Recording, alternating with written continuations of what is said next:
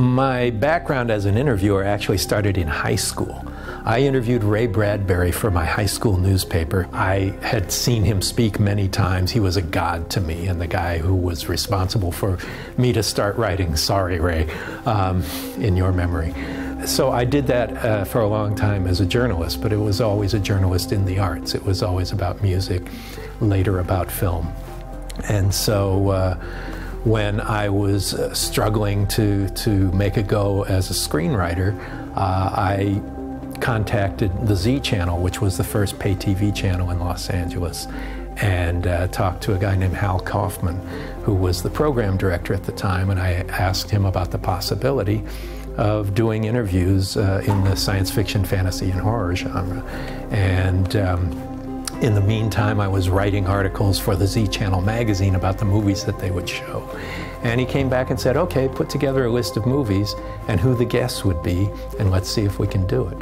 I learned about calling publicists, I learned about calling agencies and the like, making all these calls. I didn't have a staff, it was just this, you know, goofy, naive kid who had no idea that there was a way to do this, but I would actually get an answer. You know, Steven Spielberg came on my show, my little $100 show. These were just people I was fascinated by. These were movies I loved. I wasn't thinking this is an explosive time in cinema history, that, you know, Spielberg's just coming off of the recut of Close Encounters, and Landis has just made An American Werewolf in London. I wasn't thinking, you know, you're living in it at the time. There is no historical context to it. But these were the people I was so drawn to, who were making the movies that excited me, and the kinds of movies that I hoped to be involved in a future that was not too far off. Amazing Stories was the big step in my career, the first real step.